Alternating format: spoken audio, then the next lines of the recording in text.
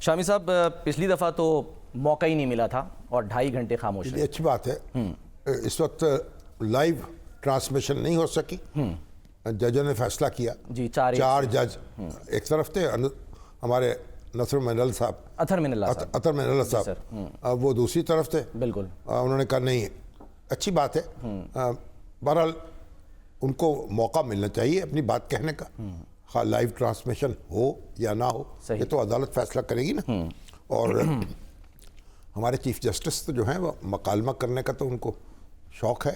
देखिए बरतानवी high commissioner जो हैं, उन्होंने जब कहा कि भाई ये बल्ले का निशान नहीं दिया गया, इस पर तशवीश का इजहार किया और इसके ऊपर मनफी तबसरा किया, तो उन्होंने फिर नोटिस लिया इसका।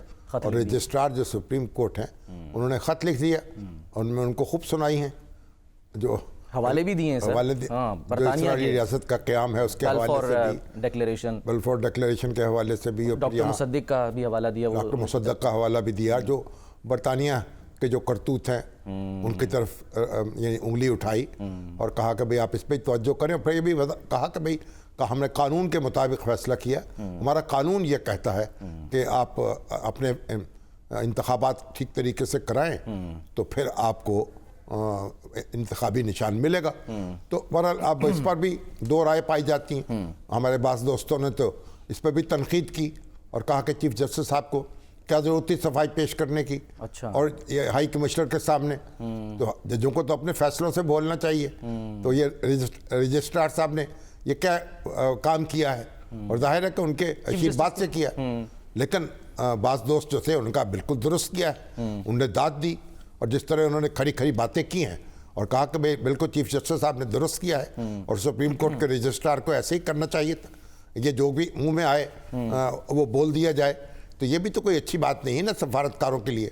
तो अब बाज़ ने उनको दाद दी है, बाज़ ने तनकीद की है, लेकिन बहरहाल अब ये चीफ जस्टिस साहब जो हैं उनकी जो आज़ादी है इज़हार राय की, उस पर तो हम कदगन नहीं लगा सकते ना। तो हमें एक अच्छा ख़त पढ़ने को मिल गया।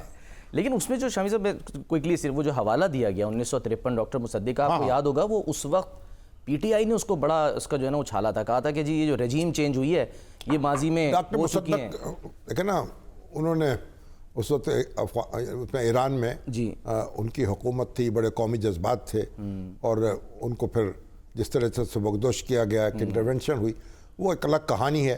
तो साहब तो जो है ना, उनको तो डॉक्टर मुसद्दिक बनने का शौक़ हो जाता है, कभी शेख मुजीब बनने का शौक़ हो जाता है। तो हम तो बार बार उनसे अर्ज़ करते हैं कि आप इमरान खान रहें और अब यही अच्छी बात है, ना शेख मुजीब बने, ना डॉक्टर मुसद्दिक बने, ना कुछ और बने, बस जो कुछ अल्लाह ने बनाया है उसी पे इक्तफा करें। अब वो जो शेख मुजीब बनना है ना सर उनका, वो आज FIA साइबर क्राइम विंग ने फैसला किया कि जी इंक्वायरी होगी और कर ले इंक्वायरी। यार इंक्वायरी कर ले सर, लेकिन उसमें उनका सोशल मीडिया अकाउंट भी आपको लगता है कि बंद हो सकता है, क्योंकि वो अगर उसका मिसयूज़ हुआ है, हमें देखें जो करेंगे सामने आ जाएगा, जो इंक्वायरी करके बताएं। अभी तो अब देखें कितने इंक्वायरियाँ होती रहती हैं, कितने मुकदमे कायम होते रहते हैं और फिर उसके बाद क्या नतीजा उनका निकलता है। कोई ठोस तरीके से कोई कार्रवाई करें, कोई तफ्तीश करें, कोई मुकदमा कायम करें, फिर अदालत में आए जब वो, तो फिर उसको वो खड़ा रह सके मुकदमा। अब ये ना हो कि अदालत में आते ही ज़मीन बोस हो जाए। तो बहरहाल जैसे हो रहे हैं, जो भी धमकी दी जा रही है कुछ करके दिखाएंगे तो फिर देखेंगे।